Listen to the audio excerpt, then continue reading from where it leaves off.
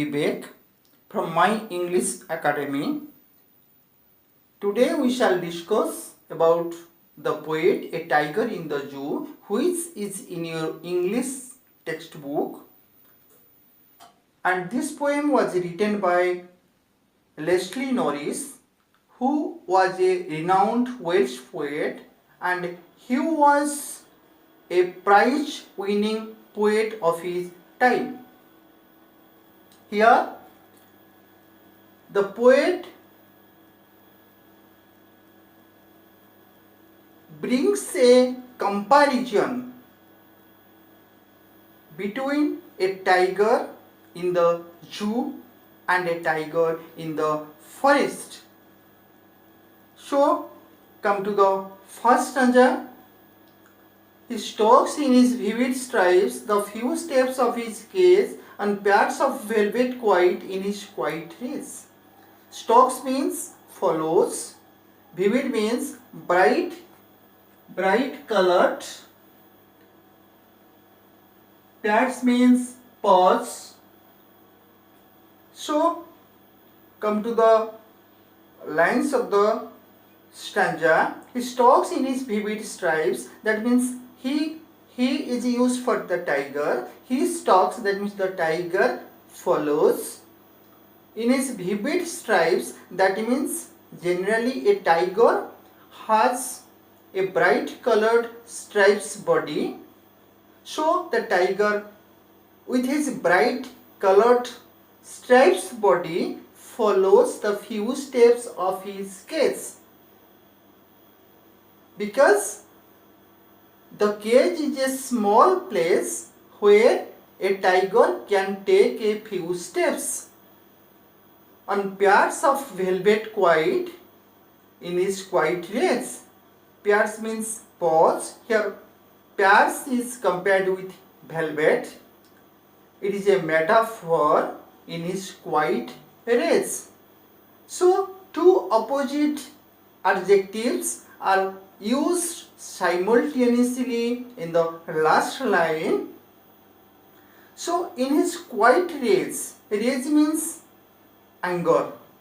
He is in anger. The tiger is in anger, or the tiger is angry because he is caged. The poet says that he is caged, but he is quiet because he has no other way to escape from the cage. So the poet also uses the rhyme scheme. Here A, B, C and B, stripes A, cage B, quiet C and race B. So cage is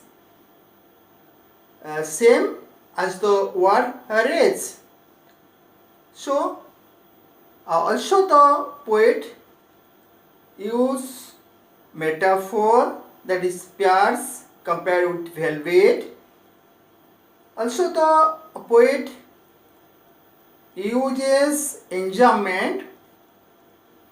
What is enjambment? Sentences is continuing without punctuation mark. That means at the first line, after the first line, he stalks in his vivid stripes. After the first line, there is no punctuation mark, and the second line is started. So it is called enjambment. So also the poet uses imagery. That means he stalks in his vivid stripes. That means the poet brings an image of the tiger. Also the poet uses consonants. That means he uses the S sound here, stalks, stripes, steps. Also the poet uses assonance, I sound here, I sound vivid, stripes, his. So the poet also uses oxymoron. That means two opposite adjectives are used simultaneously, quite race.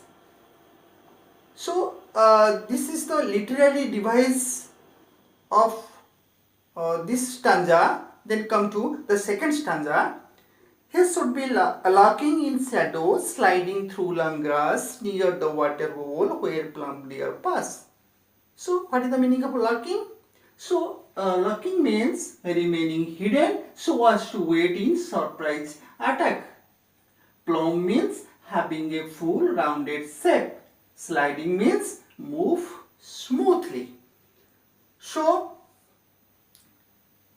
he should be lurking in shadow, sliding through long grass. So here the poet says about a tiger in the jungle or tiger in the forest. So when a tiger is in the forest, it is his real situation. If the tiger would be in the jungle, he hid himself behind the long grass and wait to catch its prey where? Near the water hole, because the plump like animals come to the water hole to drink water. So this is the reality of a tiger in the forest, which a tiger in the zoo cannot do. So the poet uses here the literary devices. Also the same rhyme scheme is followed here. A, B, C and B. Enjambment is also used here. There is no punctuation mark after the second line. So also alliteration is used here, that means plumb, pass, P, use of sound P at the starting of the word. So then we come to the third stanza. In the third stanza is he should be snarling around houses at the jungle's edge, bearing his white fangs, his claws, terrorizing the village. So the poet here also says about a tiger who is in the jungle.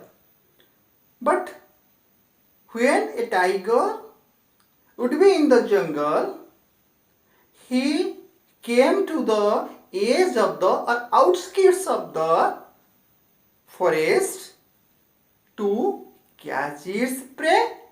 When it fails to catch its prey in the forest, so what is his reaction when he comes to the outskirts of the forest? At first he snarling, because to terrorize the villagers. So, and showing his white fangs to terrorize the village people. So the poet uses the same rhyme scheme here. Houses A, H, B, clothes C and village also B. So A, B, C and B. So here the poet also uses onomatopoeia, that means using words which denote sound, that means snarling, and also the poet uses assonance, that means O sound here, O sound. Also the poet uses consonants, S sound, his, fangs, claws. So this is all about the literary devices of the third stanza. Then we come to fourth stanza. The fourth stanza is, but he is locked in a concrete cell, his strength behind bars, stalking the length of his cage, ignoring visitors. When a tiger is caged or a tiger is locked in a concrete cell, he has no other way to escape from the cage because he is behind the bars and stalking the length of his cage only moves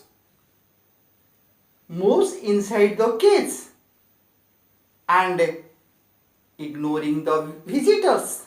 Here the poet says that the poet studies the mind of the tiger, that what is his mind. So in his mind he ignoring the visitors. Why the tiger ignoring the visitors?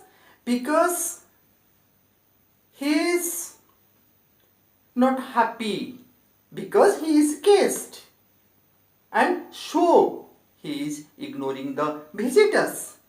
So the same rhyme scheme is followed here. A, B, C and B, and assonance is also used here. E sound, that means he, locked, concrete. Consonance is also used here. S sound. Alliteration is also used here, that means sound B, behind and bars. Then we come to the last stanza.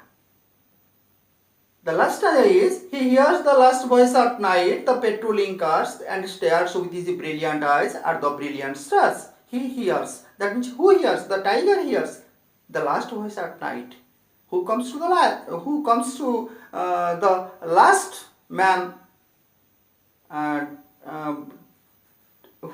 the last person at night?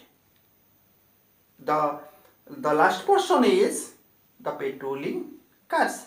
That means they come to guide them.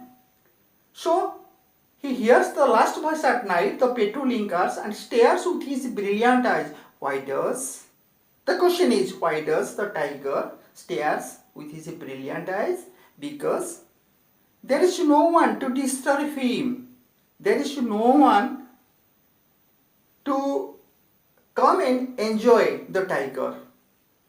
So his mind is now free, and he stares with his brilliant eyes and at the brilliant stars. Because he stares at the brilliant stars with a great hope. What may be the hope? The hope is when the tiger is free from the cage. How the tiger is freed from the cage? So, with this wish, the tiger stares at the brilliant stars. So, this is all about the poem, and the poet also uses the same rhyme scheme. He also used enjambment, alliteration, H in he and hears. So comes to the theme of the poem, a tiger in the zoo. The theme of the poem is that we should not be cruel towards the wild animals. We should not be cruel towards the wild animals, because they are innocent. And when we catch them and enjoy them, we do not think about ourselves. If we are caged, then what do we feel? So if we think about them, so we should not cruel about them, and they should return to their natural habitats. So this is all about the poem. Thanks everybody.